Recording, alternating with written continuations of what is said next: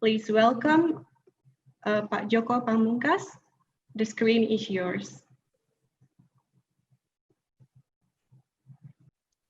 Okay, so it's on the screen now? Yeah. Okay, thank you. So the title given to me is Diseases Transmitted by Wildlife. And once again, as I said earlier, that I will not be able to cover every single diseases transmitted by wildlife. So basically, I will try to share with you our experiences in doing some surveillance in wildlife in Indonesia, which is very limited, of course, and not all over Indonesia, only in Sulawesi Island, in different provinces. So for disclaimer, for this presentation is based on the co-author's activity and the information gathered from various journals published, but may not include all information available until today.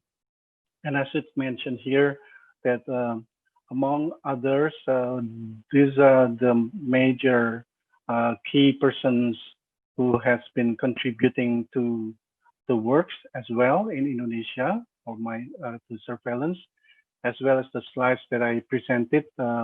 Not all of the slides are created by myself, but these are contributors to the slides. The names on the brown color is actually are from Primate Research Centers at IPB, and the names on blue is a person from EcoHealth Alliance, New York, USA. Okay, this slide shows us some examples of the emerging infectious diseases emerged in several decades and even centuries. But I did not also include everything, but there are Spanish flu emerged in 1918, and then Ebola, Marburg virus, initially emerged in 1976, followed by second outbreaks in 1979. And then following that in early 1981, AIDS also emerged in the United States, and then later on, the virus causing AIDS called HIV was identified in 1983. And then in 1998, Nipah virus outbreak occurred in Malaysia.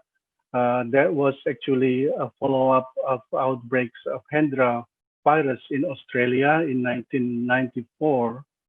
And then 2002, SARS emerged, and also MERS emerged 2012. And then other diseases also emerged later on. And nowadays, we are experiencing the COVID-19 pandemic, which also involved or affecting many countries, more than 200 countries now affected. And among the other zoonoses that are found worldwide, these are several family of virus that should be paid attention to.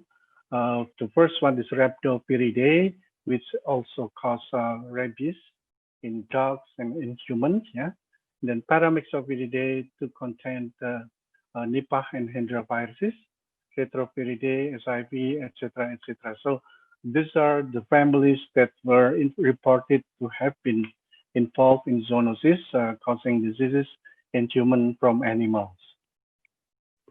So to give you probably just a background, a little bit basic of the information about zoonosis. Zoonosis is zoonotic disease, is a disease that is transmitted from animals to humans or vice versa. In this case, we recognize two terminology. One is anthropozoonosis, and the second one is the zooanthroponosis. Anthropozoonosis is a disease transmitted from animals to humans, while the zooanthroponosis is a disease that is transmitted from humans to animals. So it could be one directions only, but it could also be two-directional.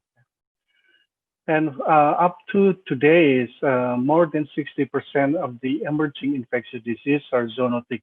They are coming from animals. And out of these zoonotic diseases, 75% are actually associated with wildlife. So we are very concerned about the human-animal interface because of this situation. And this is just some other information that most zoonotic diseases can be prevented by wearing appropriate PPE, application of best practice procedure, and also washing your hands. This is a minimal for like a personal hygiene that we should do, we should practice from day by day. These are the drivers that could also potentially drive the emergence of diseases. So among these many drivers, I also noted here that the land use change actually has a major role, up to 30%, more than 30%. Yeah? And then the agricultural industry change also has a quite significant influence, 15%. Bushmeat about 3%, while human demography and human behavior contributes about 4% of the emergence of diseases. And because of this land use change, it may cause deforestation. And again, said this will also causing the habitat degradations and habitat fragmentation for the wildlife. And according to these articles, so the land use change could lead to disease emergence by two hypotheses. The first one, the increasing opportunities for wildlife, human, and domestic animals contacts. And this will cause spillover of pathogens from wildlife either to livestock or to human beings. Yeah. And the second hypothesis, the land use change is also altering host pathogen ecological dynamics. And this will cause some cross-species transmission, which is called the perturbation hypothesis. This is just a picture to give you some example land use change that occurs in many countries, not only Indonesia, but may also some other Southeast Asia country, as well as the Southern American. And to give you also some information, there has been some information observed about the viral richness in mammals. Yeah. So the right panel here showing us the density of viruses that also present in several orders of mammals. Yeah. So these are the orders of mammals. While the left panel showing us about the proportion of zoonotic viruses that may be harbored by these orders of mammals.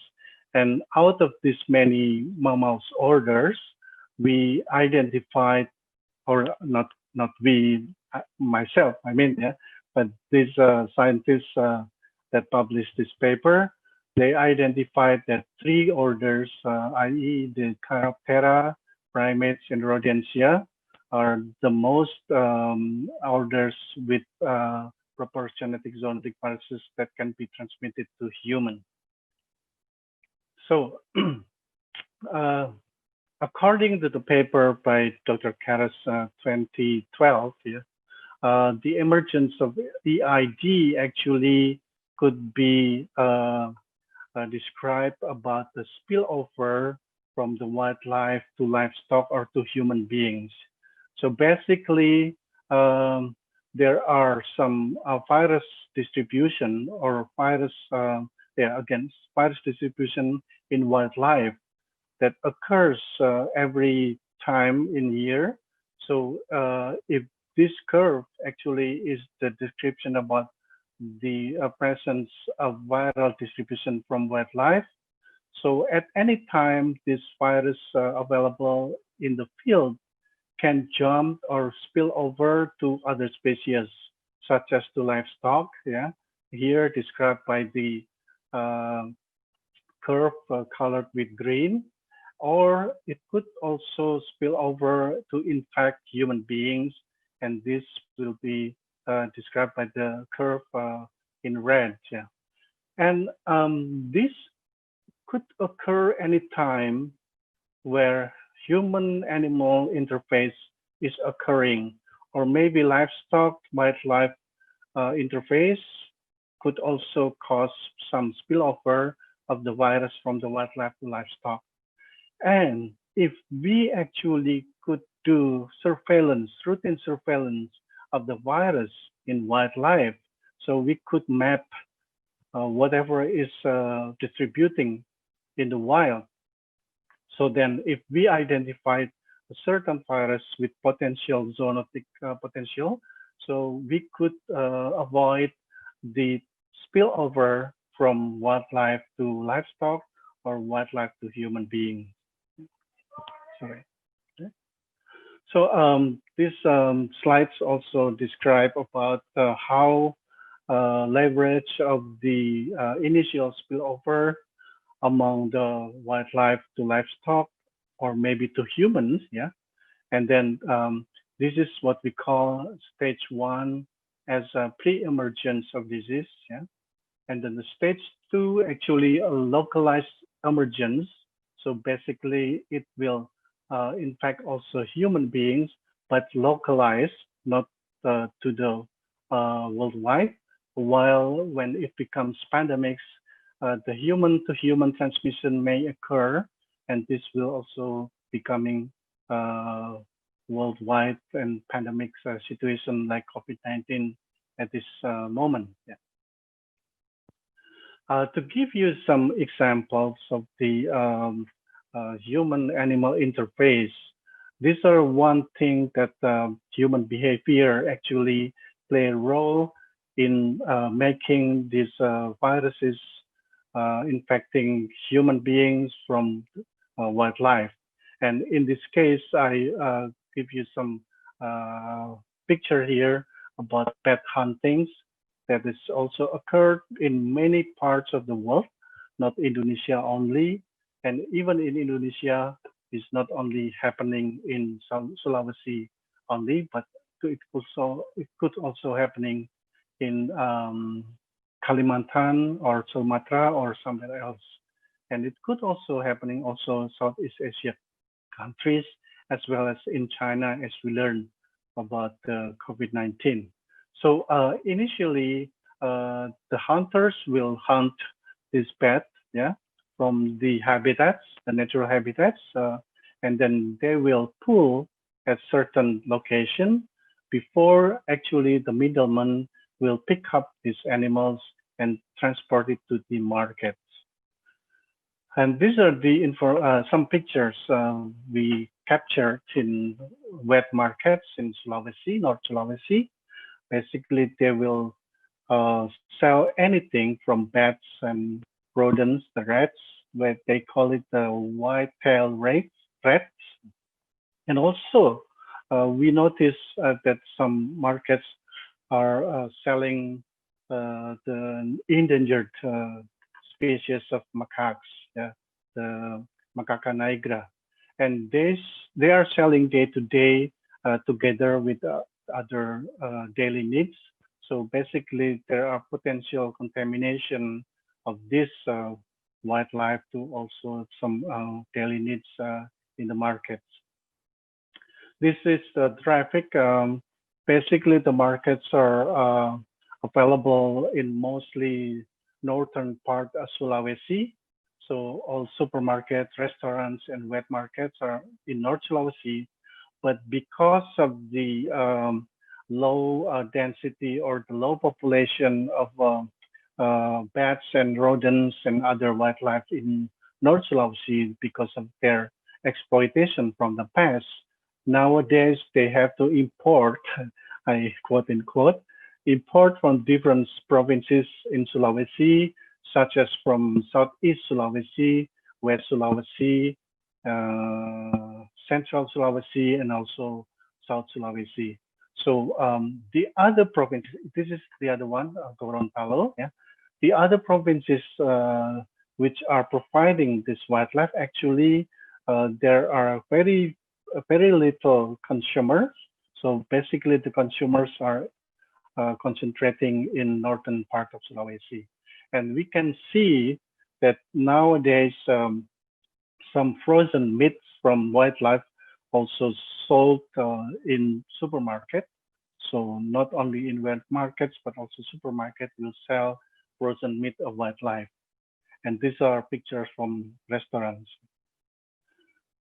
This is to show you the natural habitats of fruit bats in Gorontalo, especially. Many fruit bats actually homing at the mangrove forest. Yeah? So basically, these are the home of the fruit bats.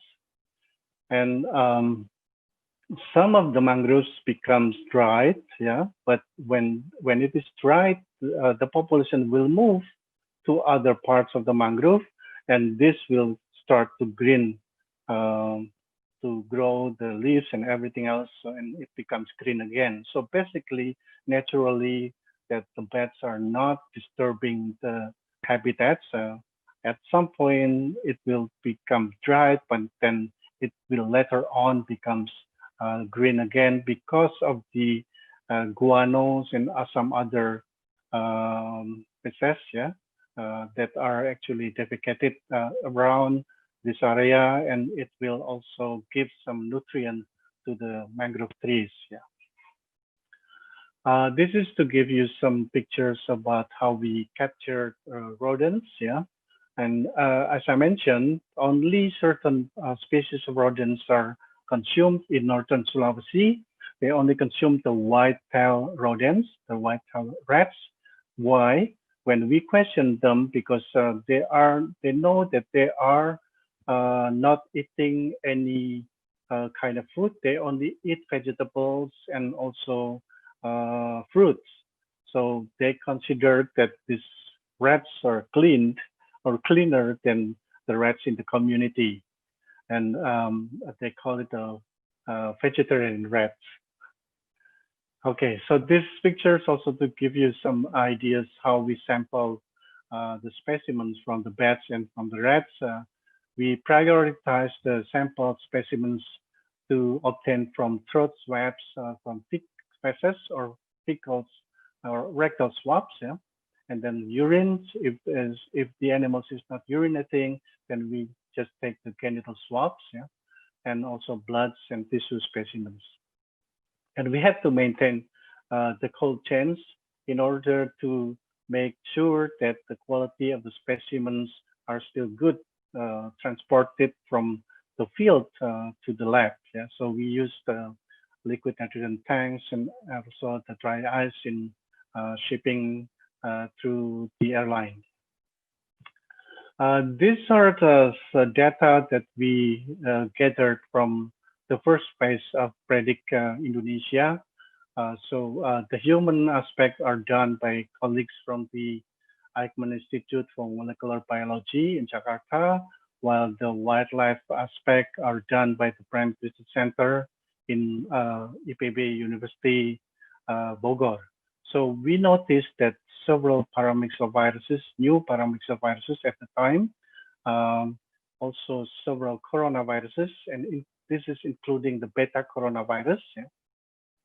And some other viruses also present from the wildlife we sampled in Predict 1. We also conducted specimen surveillance from 2014 to 2019, but the data is not published yet because we need to get authorized from the national authority. So speaking about the COVID-19, so basically it is caused by SARS-CoV-2 or SARS coronavirus type 2 to differentiate from the SARS-CoV-1. that emerged in 2002, 2003. So according to this map, yeah, the distribution of SARS-related coronavirus in bats, yeah, actually are not only in China but also in Southeast Asia, yeah, and probably also in Indonesia, because potentially we have not done any survey yet, but in Indonesia, these three big islands, Java, Sumatra, and Kalimantan, we also have Rhinolopus affinis, the species of bats that is known to have this SARS-CoV-2 or initial SARS-CoV-2 viruses in China.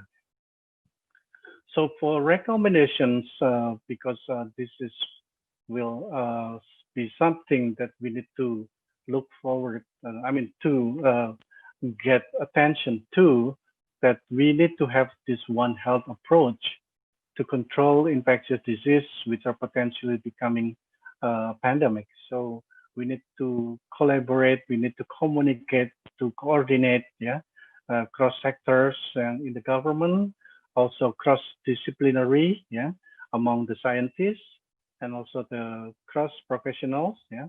So not only medical doctors or veterinarians, but also biologists, conservationists, and also some other professions that should also take part in these collaborations, and of course cross regions.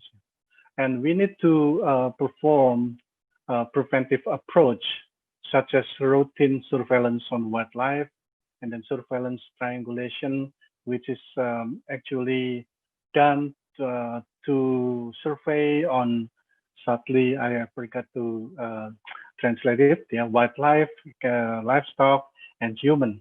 So all three taxa should be surveyed about the presence of the viruses. And also we need to also considering to survey in pets or exotic animals or animals to be used in hobbies. And not last but not the least, we need to also put a campaign to stop disturbing wildlife. By doing so, we will preserve animal population as well as the habitats and also the feed resource for this wildlife. So basically, these are the recommendations that we should take for the next time. We also published some policy brief on how to stop or to minimize the hunting of bats in several areas in Sulawesi. So we have conveyed this information to the authorized ministry in Indonesia. I think that is all I can share with you. Thank you very much. So yes. I give the time to Mbak Astrin again. Mbak Astrin. Yeah. Thank you.